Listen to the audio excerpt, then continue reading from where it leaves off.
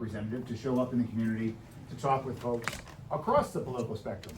You gotta stop for 1 second. Yeah. So right where you're standing was where we first welcomed Delgado. Yes. That's proud tradition. Yes. 4 years ago, before we understood the possibilities of Schoharie County Democrats, Wow. Jeff Tufano opened up his gallery and we started having things right here. This was his office for a while. Wonderful. Well, I mean, it's great to carry on that proud tradition, and we're putting these things out online as well because we want to be as accessible as possible.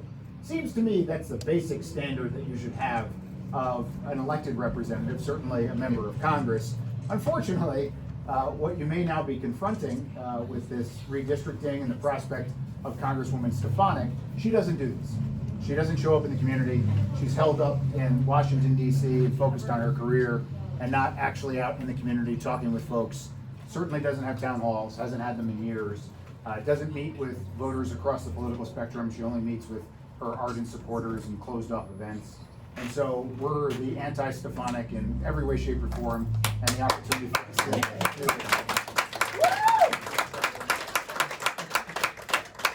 So Hannah, we're good to go on the? You're good to go. All right, so I think we're recording right now, which is good. So we're gonna put this out on YouTube. All of our town halls are on YouTube. And we're doing a town hall in every single county of New York 21. Great. There are 15 of them. Wow. It's a big district. About a third of New York State. We've put in at least about 55,000 miles so far in my truck, driving around, being in the community, talking with folks. First it started with meet and greets and small little coffee shops and town halls, and they've been getting bigger and bigger. And I've been impressed and excited about the prospect of the opportunity to have conversations. And this is what this is, coming together in the community to talk about the issues that are top of mind. Now, one difference between myself and now Lieutenant Governor Delgado is that I am not currently a member of Congress. And so as we talk about things tonight, I won't have particular pieces of legislation that I'm working on in Washington to turn you to about the issue that is of greatest concern to you. I may not even have an answer for an issue that you have, but I'm going to acknowledge that when it happens, and I'm going to go work to go develop an answer. And today, when we have this conversation, I'll do my best to offer my perspective and give you some insight about where I think I stand and where the district is on some of the issues that are top of mind. We'll probably do this for about 50 minutes or so, and I'm going to reserve about 10 minutes at the end. So don't feel as if you have an issue or a comment that you'd like to raise with me, that you have to do so in front of everybody. If you don't feel comfortable doing that, I'm going to hang around for about 10 minutes or so. Come meet me directly one-on-one, and you have the opportunity to raise things there. What I'd like to do, for those of you who don't know me, is to just do a little brief introduction about myself, why I'm running, and then we can get into questions, issues, whatever it might be. So, two most important pieces of information you can retain from tonight is that I'm Matt Castelli and I'm running for Congress. The two pieces of information. I'm an upstate New York guy, born and raised in the Hudson Valley, went to Siena College not too far away. And I grew up in a bipartisan household. Dad's the Democrat, Mom's the Republican. Now growing up, politics didn't divide us in the way that it often does these days. What unified us were our shared values and considerations. It may not be surprising to you that a son of a Democrat and a Republican turned out to be an independent for much of his life, certainly through a career of national security. But the values that we shared as a family, my last name Castelli in Italian means castle. So we're focused on safety, security, and strength, kind of like a castle. And those are some of the same sentiments we bring with us in this campaign. Now, when I was in college at Siena, 9/11 happened, and it became a driving force for my career. I went and I joined the CIA, served there for about 15 years doing counterterrorism work. I led teams hunting down some of the world's most dangerous terrorists, worked in the same department that found Osama bin Laden. I did comparable work against comparable bad guys, served in places like Afghanistan and Iraq, and had enough success doing all of that I was tapped by the Obama White House to come down and serve as the Director for Counterterrorism at the National Security Council. A role I was asked by the Trump administration to stay on in, and I did, for the first year of the Trump White House before returning back to CIA. Because if I learned anything from my career of public service, it's that when it comes to protecting this nation, our community, my family, yours, it requires us to put country before party. And my belief in that has never wavered. Now, I went back to CIA, did work for about 2 years, working with cutting edge technology startups, got a business degree, and then COVID hit. Now, my grandfather was an Army doctor at West Point. got out of the Army, remained a physician, and he raised a family of nurses. Almost everyone in my family is a nurse, with the exception of my mother. She served in a different way. She became a teacher. But my grandpa instilled within us this sense of duty, a duty to care for others. And so when COVID hit, we got to a point pretty quickly in the pandemic where we were having a 9/11 every single day in this country. It was the most compelling challenge of our time. And so I left government and I joined a healthcare organization here in New York, started by veterans to better coordinate care for veterans, rural communities, connecting health and social care together. A real focus on our human and social service providers in the community, because that's where health and well-being happens. I was building out coordinated care networks throughout the Northeast, loved what I was doing, and then January 6th happened. Now you might imagine a former counterterrorism guy like myself who spent a career trying to prevent things like that from happening in foreign capitals. To see it happen in our own did not sit well with me. But what really didn't sit well with me was the response and activities surrounding that day from Congresswoman Elise Stefanik. Some of you may know and be aware that she was a big promoter of the big lie that led to the events of that day. She's now the big defender of the big lie, and those participants that helped lead that violent insurrection to overthrow the will of the people. I think Stefanik turned her back on our democracy. I think she violated her oath to the Constitution, the same oath that I took when I joined the CIA many years ago. I think she sold us out, and she sold out our country and our democracy that day and subsequent. But the concept of selling us out is not actually something that's new for New York 21, because Stefanik has really been laser focused on her future and her career at the expense of our country and our district. She sold out a number of constituencies throughout the district, and really folks are coming to a sense of awareness about how she sold us out and recognizing across the political spectrum that we need somebody that's actually focused on our interests, not their interests. And so as I've traveled throughout the 15 counties that make up New York 21 and listened to concerns, we've started to focus on some things. So in this race, I'm focusing on fighting to reduce costs for working families and making sure that we have a strong economy that works for everyone. In this election, and going forward, certainly in Congress, I'm going to fight to defend our freedoms, most especially a woman's right to control her own body and make her own healthcare decisions, as well as the Second Amendment. And we're going to fight to make sure we're ensuring safety and security for all of us. And yes, that's about supporting and funding our law enforcement, securing our borders, but it's also about defending our democracy. And it's about expanding our definition of security, because we know that that comes from having access to healthcare and having economic security from good paying jobs. And so these are the areas that we're really focused on in this race. Now, I'm going to pause there, and I'd like to open up the floor. Just raise a hand. If you have a question, an issue you'd like to raise, we can go from there, and we'll get going. Yeah, I got something. New York State has really got to improve the infrastructure for electric vehicles, so we're not left behind, and it's, because that's the way of the future, electric vehicles. Couldn't agree more. And there's a lot of work that needs to be done on infrastructure. Can you repeat the question? The question and the topic that he raised was New York State in particular doing more to create the infrastructure to support electric vehicles, because that's really where the future is headed. And there's a lot of work that needs to be done in electrification, upgrading our grid to make sure it can sustain and support not just vehicles, but the support we might have at homes and specific locations. And there's a lot of work that needs to be done around our infrastructure, the basic tenets of infrastructure, roads and bridges that have been woefully neglected in many decades. The concepts now even about broadband and cell service throughout much of our area. That is now a basic requirement in terms of the infrastructure that we need. And unfortunately, folks like Congresswoman Stefanik have been voting against opportunities to make investments to bring our infrastructure to current day. She's not even considering the concept of where we need to go in the future. Those are the kinds of investments we need made in our community, where we live, in order to keep people here, in order to have a community that can thrive, in order to have good paying jobs and attract employers. Those are the investments that government can and should make. And unfortunately, Congresswoman Stefanik has been focused again on her career and voting against bipartisan infrastructure. Heck, Lee Zeldin, whose signs you probably see around here because he's running for governor, a member of the congressional delegation on the Republican side, he voted for bipartisan infrastructure. So Stefanik's way out of step with the needs of upstate New York and our community and the kinds of investments we need in our future. But those are certainly top priorities that we need to work on and have an advocate who's going to make those kinds of investments in our community. How can we incentivize more work from home for people so that we don't have to overbuild infrastructure for cars once we build the proper broadband network for people to work from home? Yeah. And how do we get corporations to realize that that brick and mortar building could be repurposed for something useful like homeless people? Yeah. Listen, there's a big shift that's happening in our economy right now, largely because of the pandemic, and it's happening on multiple fronts. But one of the big revelations was, oh, a lot of people can actually do their job from home. They don't have to come into an office. So commercial retail is going to be a challenging environment. I think many folks who are involved in that business understand that.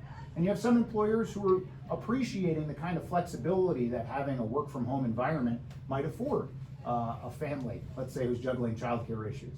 And so we want to make sure that we're making the kinds of investments and promoting the kinds of things that allow for a business to retain its employees and to attract new talent, new labor.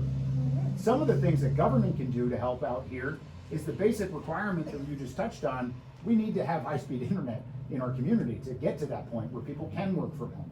We already have an environment where people want to live. I mean, just look around. I mean, I drive obviously 55,000 miles or so, and it's one of the best parts of this job of campaigning is getting to see all of the different wonderful spaces, especially during this time of year. But that's not necessarily enough. If people want to actually live here and thrive, they have to have the basic requirements that we have to grow our economy, and broadband is a key component of that. But those are the kinds of things that we need to prioritize in terms of making investments, and then be able to make sure that our workers have the kinds of flexibility. I'm not sure what kind of government rules and regulations can be put in place in order to incentivize that work, but we do see that when workers have a greater degree of flexibility to attend to the things at home, whether they can work from home, go into an office sometimes, their job satisfaction starts going up. When they have to do the grind every day, or certainly when they've got to commute, it's a big challenge. So the best thing the government can do is create the kinds of opportunities to allow for folks to be able to work from home, and some of that's with that basic underlying infrastructure.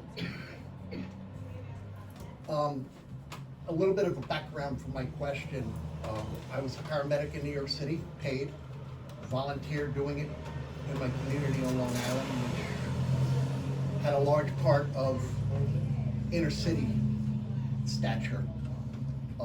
I have witnessed, unfortunately, a large amount of family fire where guns within the home have killed kids. Also, the guns that are in the gang issues and all of this culture, and they're coming from the South. Where do you stand on gun safety? I just heard an ad on my way down here tonight. Stefanik says you are totally anti-Second Amendment. I'm looking at gun safety. I'll address both of those points. I swore an oath to the Constitution. Second Amendment's a key part of that. I'm always going to be a strong supporter and defender of the Second Amendment. I'm a gun owner myself. I certainly carried firearms throughout my career in war zone environments. And so I'm always going to support and defend the rights of law-abiding gun owners. It's one of the key things that we're going to defend. But you raise an important term about gun safety. And this is a key sort of principle and value set of those of us who are gun owners. We want to make sure that we're promoting a culture of gun safety and a culture of gun responsibility. And there are important organizations that do exist out there that can promote that. Unfortunately, some of those voices get, I think, a little dismissed. Now, here throughout much of northern New York, I actually think we're a great example of having a culture of gun responsibility and gun safety. And we could be, I think, a great example to promote throughout much of the rest of the country about how to be that shining example for others. But some of the challenges we now need to recognize in the discourse that we have around gun violence that we see right now is around how do we reduce the rates of gun violence? Because right now it's pretty high. We have to acknowledge that there's an epidemic, and it's most acutely affecting our children. Gun violence is now the #1 cause of death of our children in this country. And so anyone who's not willing to recognize that fact and take some form of action to address it is derelict in their duty right now. You can be a law-abiding gun owner and a supporter of the Second Amendment and seek common sense initiatives to reduce the rates of gun violence and to protect our kids and our community. That's where the vast majority of us want to be, and that's by bringing those of us together. And so you've heard a bunch of different things. I think, you've got some folks on one end of the spectrum that want to abolish the Second Amendment or ban certain guns. I think that's too far. You got folks on the other end of the spectrum, like Congresswoman Stefanik, who's actually married to a member of the gun lobby, who is seeing fit to make sure that every cop killer, kid killer, domestic abuser, terrorist have unfettered access to whatever firearms they choose to terrorize our communities. Neither of those situations is acceptable. Most of us are in the middle, and we want to focus on common sense solutions through universal background checks, empowering our law enforcement to have the tools and resources they need so that if they've identified a member of the community that poses a threat to themselves or to others, that they don't have access to a firearm to do that kind of harm to our kids in our community. And so there are a lot of common sense things that we can be empowering our communities to take advantage of.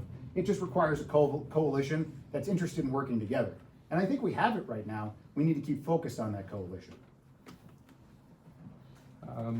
Anticipating a close election, has that compelled you to give any thought to an election where the results may be in dispute? And given your opponent's present position on all kinds of wacky things, well, and talk a little bit about election security in general then. Yeah, sure. Great question. I'm surprised Stefanik hasn't already claimed some degree of fraud in this election that hasn't been started. Gotta get a head start. Right. And listen, actually, the election technically has already started. Absentee ballots are out there. Just the other day, I was speaking with somebody in Rensselaer County that wasn't going to be present during the election day, and they've already filled out their ballot, their absentee ballot. Mailed mine in today. And it's actually really encouraging to hear people say I already Line A. voted for you. I won't ask you to tell us who you voted for. I just told you, line A, all the way with line A. That's great. But listen, this is the key challenge, certainly in our district, because we are going up against an election denier. Someone who has continued to undermine the results of the 2020 election. She's promoted the big lie. She continues to defend the actions of the former president and his inner circle who attempted to overthrow, in what I believe to be a criminal conspiracy, the results of a legitimate, free and fair election. And she's not willing to back away from that. And so you have a bunch of these folks all throughout the country who are seeking to undermine our confidence in our elections going forward. It is the foundation of our democracy, is our election and our ability to have faith and confidence in the results. That only works if everybody acknowledges that that's happened. You can't have one side embracing this concept that, well, if I don't win, then it must have been fraud. If I don't win, somehow some irregularity must have been occurred. We have a judicial system that people can air their grievances through the courts, as did happen in the 2020 election. They lost. And so we have to acknowledge when a decision has been made that the election results are definitive, they've been set, we all have to come together and acknowledge what the results of that, even if we decide we were on the losing end of that. That cuts both ways. But this is why this election is so important, because those folks who would continue to promote big lies and undermine our faith and confidence in our electoral process, they're at the root of this ongoing threat to our democracy. And so I have given this some thought. We certainly already have retained legal counsel in preparation for what may come. And listen, he also makes a very good point about this being a close election. This is very likely to come down to the wire. Every single vote matters. And so the work that many of you have already been doing in trying to mobilize folks, either through phone banking or knocking on doors, Teresa's already given a plug, and I know she's going to talk a little bit about the work that we're going to continue to do going forward. Every single vote that we turn out in this election matters. Every single vote that we mobilize from folks who might otherwise stay home during a midterm election matters, because it might come down to that one. And that's why this race is so important. So thank you in advance for all the hard work that you have been doing. You're and gonna will be continue. doing. That's right. You're gonna be doing. Yeah. Hi, I'm Eva. I'm a Latina from New York City, and I have noticed that there's a lot of people in law enforcement and in public service that are on the far right. Mhm. And so trying to get any type of just answers from them or having them be protective towards someone that is a person of color has become an issue for people like me. Is there a way to go forward with laws that will vet people in law enforcement and in fields of public service, we're not getting exposed to constant bigotry and not actually being represented or actually being kept safe. Yeah. So the Can you questions, repeat? go ahead. Could you repeat the Yes, question? I'm gonna do my best. I'm sorry. No, that's fine. The question It's is. hard to breathe. I'm sure. The question is really around our law enforcement and the acknowledgement and recognition that in certain communities, certainly communities of color, there has been a breakdown, if I can use Well, there's different not a words. lot of people of color here. Right. But the law enforcement around here is extremely, excuse my French, they're racist. I've called them more than once about people dealing meth on my road. We've had a drive-by shooting. We've had police presence constantly. They will do nothing about it. They actually told me on the phone to stop calling them. They don't care about me. Wow.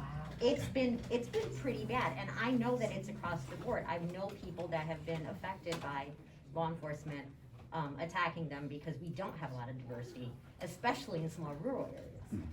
Is there a way to vet teachers, doctors, anyone, that when they are on the other side, when they are bigoted, or when they are extremists? Well, what I want to do here is to not dismiss your concern and your personal experience, but also acknowledge that that's not necessarily a uniform experience. I grew up actually in close proximity to a lot of law enforcement families. I come from a cop family. Yeah. NYPD right Right. here. I mean, my best friend's father, since I was 4 years old, his dad wound up becoming the chief of our police department. And at the end of the day, what I learned from those experiences from my friends' dads was that their job is to protect and serve. To protect and serve our community. And what I'm committed to doing is making sure that they have the resources and support that they need to accomplish that mission. Yes, that's about fully funding and making sure that they have the dollars and the equipment to do the job. And in many areas throughout our community, they don't. They haven't had the kinds of investments that are necessary in our community. And unfortunately, despite what she says out of one side of her mouth, Congresswoman Stefanik has actually voted to defund the police on multiple occasions. I'll direct you to our website, which we just released today on castelliforcongress.com, a tab that's called the Stefanik Scam. And we highlight a number of examples in which Stefanik has spoken out of one side of her mouth about support for veterans, support for law enforcement, support for reducing costs for working families, and then voted against those interests time and time again. I'm not yet being walked off, I think, from the... That's fine. That's You right. should accept I want to the thank the award. Academy. But, so, yes, we want to make sure we're getting them the resources that they need. But we also need to acknowledge that there are certain communities that don't feel well protected or served right now. And how do we create a culture and an environment where we can start rebuilding that trust that has been broken down in certain communities and certain circles? And how can government create the kinds of incentives that are necessary to do so? In some instances, that may be equipping them with additional resources beyond which the standard expectation that we have to handle, legitimate violent crime and whatnot, but making sure we have additional mental health resources to address non-violent crime issues that happen in our community that can help to bring sort of trust within our community. And so there are a lot of things that I think can and should be done. I'm not sure that there's much work to be doing in evaluating who is appropriate for a job and not, beyond that which they're already doing. I think we can, on the question in terms of racism, we can start setting examples and standards within our communities about what it means to make sure that we're being an inclusive environment, where we do embrace and promote diversity. And the expectations that we have at the state level, the local level, should contain some degree of expectation. But that's also about who we elect at every level of government, who may be in a power to create those kinds of decisions. And it's not just at the congressional level, it should also be at the state, the local level. Each one of our elections is an important opportunity to make sure that those kinds of values are carried forward in the places where they manage and decide the hiring, make those hiring decisions. A couple of, I guess, hardball national security questions, okay? We haven't talked too much as a nation about long-term history of national security. There was a kind of an interregnum between Vietnam and maybe the late 1990s, where it was almost a never again, never go overseas again type of atmosphere. a lot of foreign civilians got killed in the War on Terror years, potentially hundreds of thousands that were less than arm's length from American military, government, and clandestine operations. Where are we going as a nation? Are we gonna, and I guess I would parlay that into a true 21st century, 21st district comment here.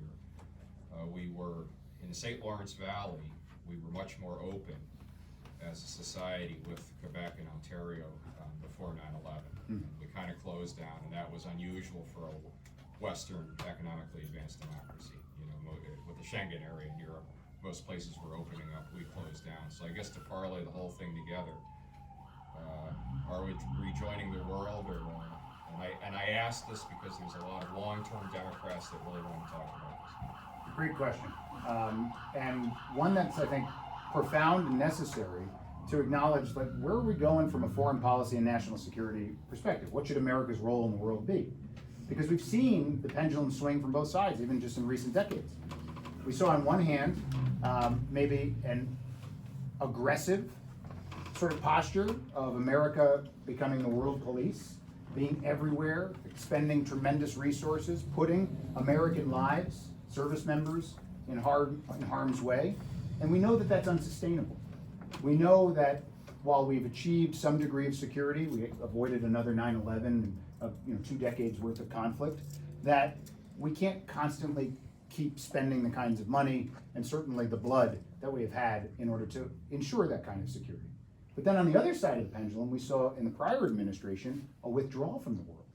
That America First foreign policy was really about America alone, where we sought to create fissures with our friends and neighbors and our allies. We defunded NATO. And I gotta tell you, people ask, what led Putin to take this action in Ukraine?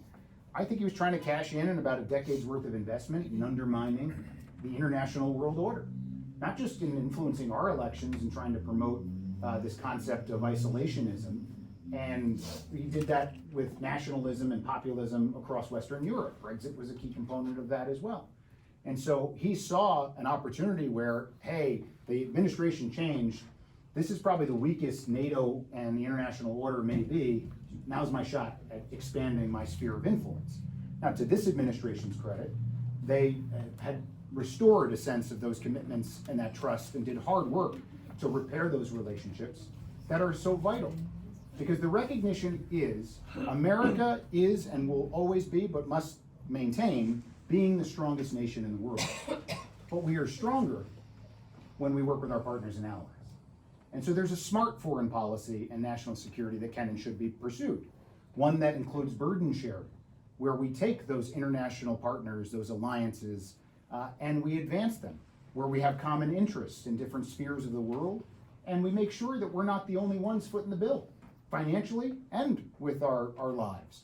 We want to make sure that there is a shared burden and an expectation that we're all going to be in this together. And that's how we can isolate some of these bad actors. Right now, we're doing a marvelous job in supporting Ukraine in their war against Russia. And that's a true testament to this administration. And believe me, I'm a country before party person. I'm critical of this administration and a whole host of things, to include the withdrawal from Afghanistan. But on Ukraine, they're doing a great job. They were able to rally together the international community to bring NATO back to its full stature. Now it's expanding. I mean, this is a great thing. And Putin made a tremendous miscalculation, and he's incurring a significant cost as a result of that. But it only happens, we can only seek that effectiveness if we're working together with others. And I think, gets to your broader point too about those common friends that we can and should have, most certainly our neighbors to the north. We should be opening up and creating spaces for which to engage and create those common bonds, because those are the kinds of things that endure. Those are the kinds of things where you can have, some of you may work in the field of business. When you have a merger and an acquisition, that doesn't happen if the equation is just 1 + 1 = 2. You pursue a merger and an acquisition if 1 + 1 = 3. And a lot of times when we do work together with others, we can get an exponential benefit from that kind of progress. And so I think that that's the kind of thing we can and should be pursuing.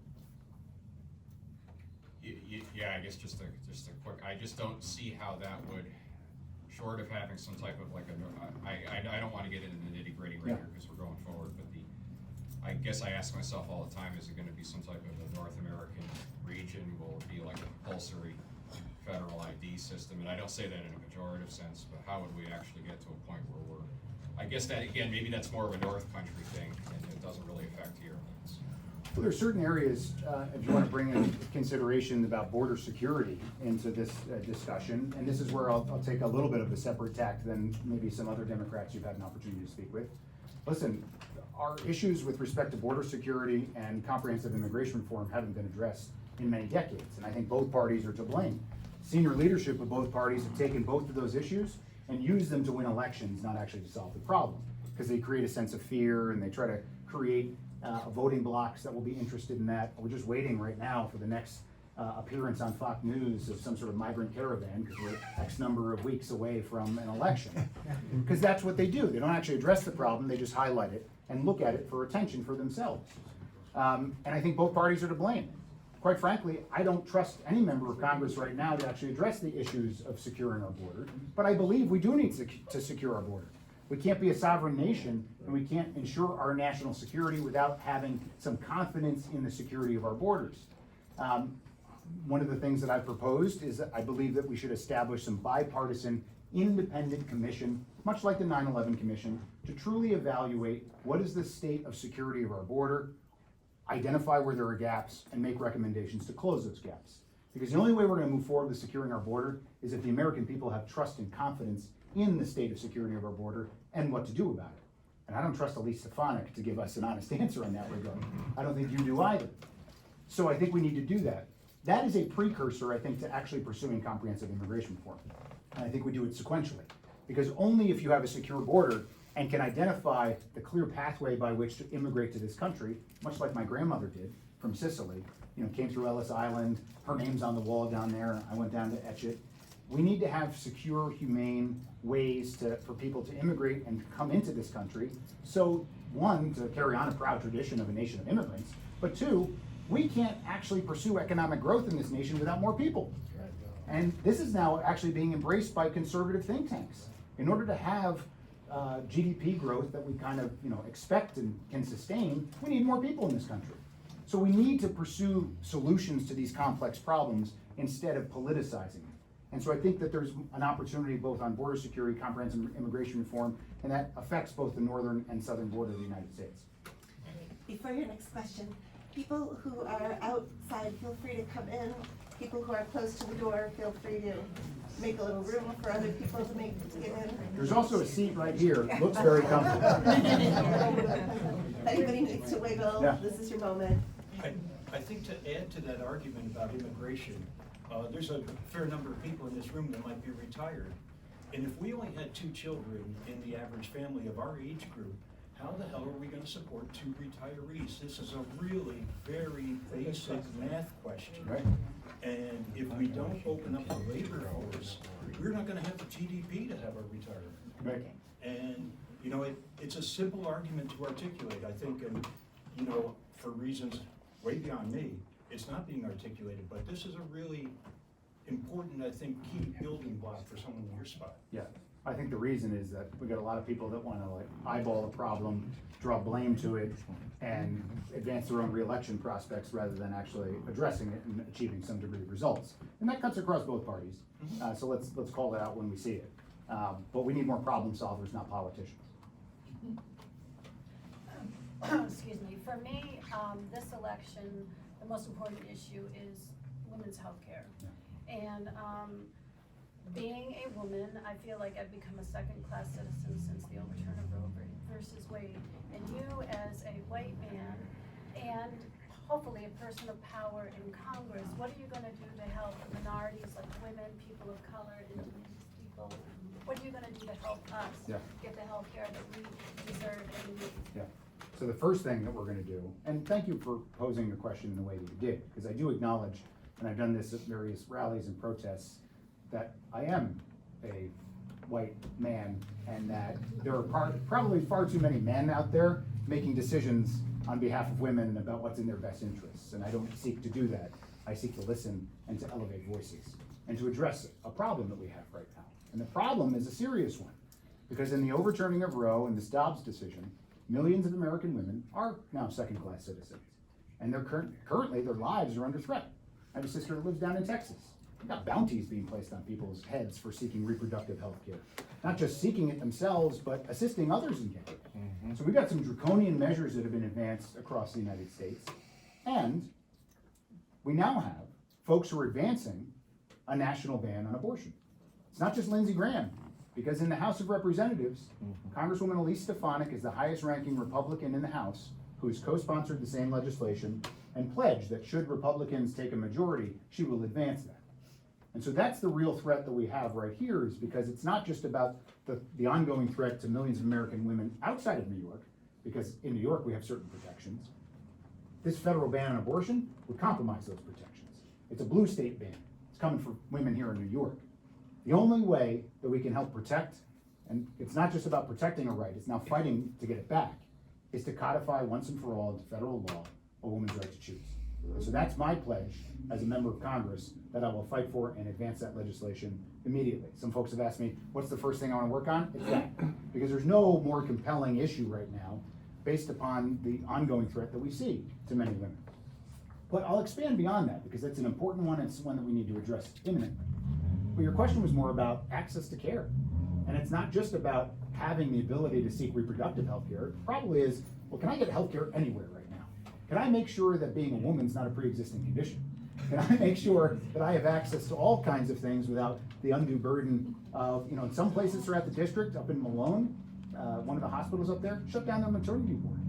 And so women who are pregnant up there have to drive an hour or more to go get access. Here, Schoharie County does not have a maternity ward, and a member of our committee gave birth in the emergency room in Cobleskill. Oh, wow. Because we do not have maternal care here. Wow. And when you expanded and you started to talk about, different minority groups, those who have even less access to care, we start talking about maternal health in this country, which right now is a tremendous challenge, because actually being pregnant and even seeking to bring a child into this world is a very dangerous proposition because of our healthcare environment. These are things that require us to take urgent action. Make the investments that we need, because it's not just about infrastructure, it's not just about roads and bridges and broadband. Infrastructure is about human infrastructure, having access to healthcare resources in our community, having access to mental health and substance abuse, all the human and social service providers. Those are the kinds of things that are required for us to thrive. And so those are the kinds of things that I would advance and prioritize as a member of Congress, is to make sure that we do have the physical resources available to people when they need them, that they come at an expense that is covered by their insurance and not going to make you go bankrupt, and to make sure that you can do so safely, and certainly within your rights to do so. When you are in Congress, I'm curious to know what committees you would hope to be assigned to. Great question. So I'm not sure how many I'll get, but the two that are top of my list that I will fight and advocate for are the House Armed Services Committee, in no small part due to the fact that Fort Drum remains in the district. And so to make important decisions for our men and women in uniform who are stationed in Fort Drum out in Jefferson County, and to make sure that they have the resources necessary, clarity of mission, because right now we've got some folks, to include Congresswoman Stefanik, who don't show up on the job. She skipped out. There's a preeminent example. She can criticize the withdrawal of Afghanistan all she wants, but when she actually had an opportunity to provide real oversight about our actions in Afghanistan, she wasn't attending meetings. On May 12th of 2021, when the Biden administration came forward, the Pentagon came in to talk about the first meeting they had about their plans for withdrawal from Afghanistan. Stefanik skipped out on the meeting. You wanna know what she did that day? She went to go vote Liz Cheney out of office to take her position. Because for Stefanik, it's always about advancing her interests and her own career at the expense of our national security. And so I would look to be on the House Armed Services Committee, and I believe that any member of our community up here throughout upstate northern New York can and should sit on the Agricultural Committee. And so those are the two that I would fight to be on. They're also, one of the reasons is that they're appropriations committees, and they're about actually cultivating and bringing dollars back to our community. And so that's why I would fight to be on both of those.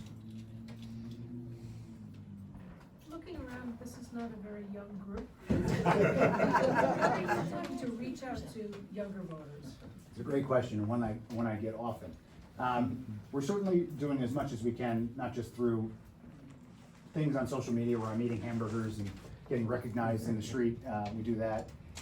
But we have many folks on our team, some who come from the collegiate level environment. We've had some fellows, and we've got many colleges and universities throughout the district. Way up in SUNY Canton and Potsdam, we've got Plattsburgh, we have areas here, and so we're engaging with folks there.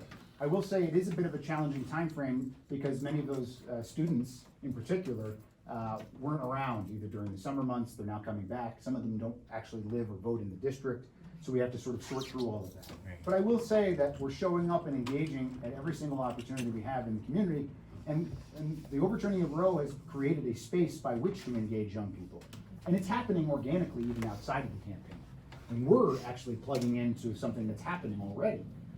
This Saturday, there will be, I believe, a day of action all across this nation. We'll be in Glens Falls in particular, where there will be a rally and protests. And there they will be registering people to vote, as we have until October 14th to be able to do so. And to make sure that they understand that as they're already galvanized about this issue, because freedoms have been taken away from folks across this nation, to actually show up and engage and to participate in the electoral process. But I'll say, we're not even just focused on voters in that regard. Not too far away in Fulton County, I received an email a number of months ago from a young woman, 13 years old, who in the aftermath of the Dobbs decision was so upset about the erosion of not just her freedoms, but the freedoms of millions of American women across this nation and the prospect of more freedoms being eroded. And she wanted to get together with folks and have a rally in Fulton County, a pretty red county, by the way. And she engaged with her, local community, talked to local law enforcement to create a safe space that they could have such an engagement. She asked me if I would come and help elevate her voice. And after I got this email from a very impressive young woman, how could I say no? And so it's about showing up and engaging with folks where they're at and on issues that matter most to them. And so I'm always going to keep doing that. That's great. You mentioned earlier about faith and confidence. And I'm thinking that a lot of people right now today don't have an awful lot of faith and confidence in the Supreme Court. Not only with the Dobbs decision, but as a member of the LGBT community, we are very concerned that the rights that we have recently won after many years of struggle are going to go by the board. I personally support increasing the size of the Supreme Court by adding another 4 members in order to counter the ill effects that were done by Senator McConnell. Where do you stand on that? I'm not willing to go as far as doing court packing and expanding the court, but one thing that I will get behind is term limits. I would prefer you not call it packing the court. Sure. That is a Republican talking line. Sure. I'll stand corrected, I won't use that term, but I will say that I'm not necessarily in favor of expanding the court, of adding additional members. Then how are you going to change the venue? I think term limits is an opportunity for us here at the Supreme Court level to restore some degree of trust. Because we need to inoculate ourselves from, I highlighted Mitch McConnell and his actions. I think we have politicians across the board who have operated in some degree of good faith or could in the future, and how do you prevent against that, or at least nullify the longevity of those effects? And I think term limits is a great opportunity to make sure we're having turnover. I won't stop there though with the Supreme Court, because this is really all about faith and trust in our government, which I think has eroded over time. And I think we need term limits at every turn. We already have it in the executive branch. We need it in Congress. We certainly need it, I think, in the House of Representatives. I would advocate for 4 terms maximum. I will fight for that in Congress, and I will self-impose it.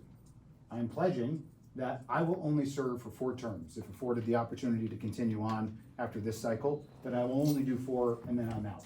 Because we need to have a representation of our communities. Because one of the other things that I think has created to this breakdown of trust is we have folks like Elise Stefanik and other politicians who are just self-interested and want to advance their own careers and their next re-election prospect. That leads them to turn to their corporate donors to help fund that cycle, and they're beholden to them and not us. We need to restore power back to the people. And so there are a couple of different things that I would seek to advance on this front to restore that power and the faith and trust in our government. Yes, term limits are one. I think we need to work harder on getting this corporate money out of our politics and the dark money out of our politics. And I think we need to ban members of Congress and their family members from selling or trading stock. You shouldn't be using your office to enrich yourself. We're sending you there to work for us, not for your own portfolio.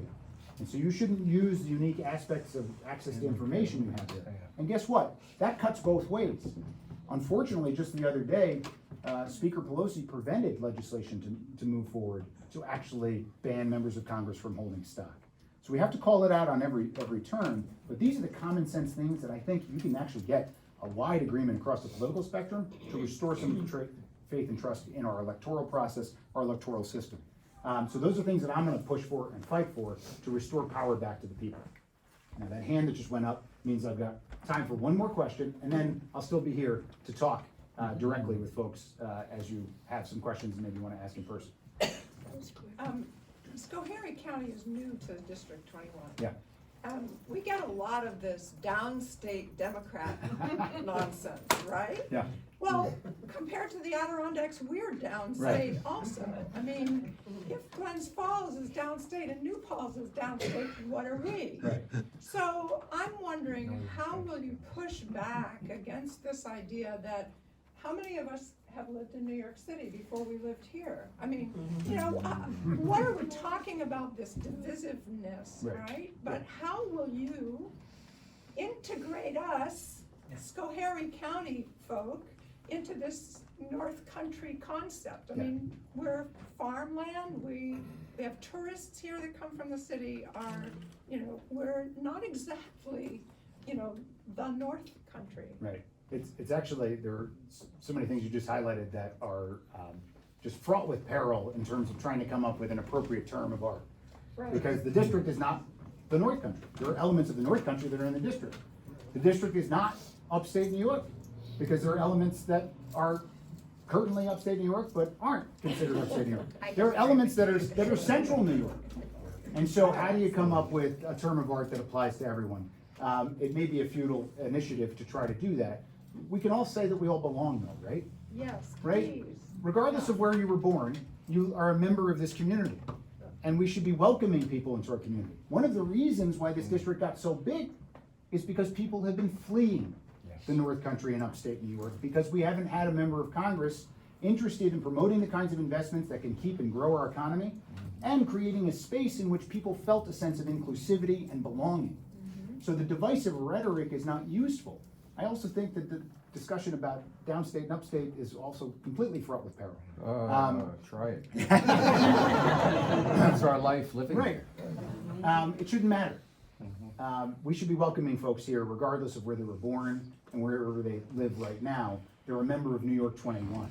And so that's what matters most, is having a representative who's going to advance their interests rather than their own, and seek to use whatever terms of art or whatever issue to divide our community. And the division doesn't just happen around geographic lines. Right. We've seen examples where Stefanik has come into our local communities to divide parents and teachers. She's come into our local communities to divide them around investments in one, shape or form or another. She's certainly lying, and I'll refer you again to this Stefanik scam that she's been pursuing. And so we need to push back against the divisiveness, the extremes that we're sort of seeing. And one of the desires that I've heard from folks is they want to moderate. They want somebody who's going to bring us back together, to unify us, to start solving some complex problems that we're all facing. And that's what we're bringing forward in not just this campaign. And the coalition that we're building is not just Democrats, it's independents and Republicans as well.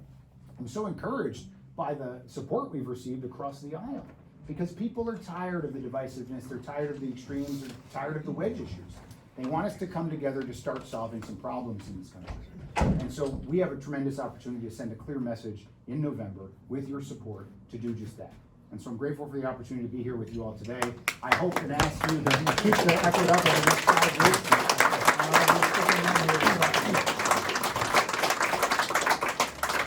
Before you all leave, I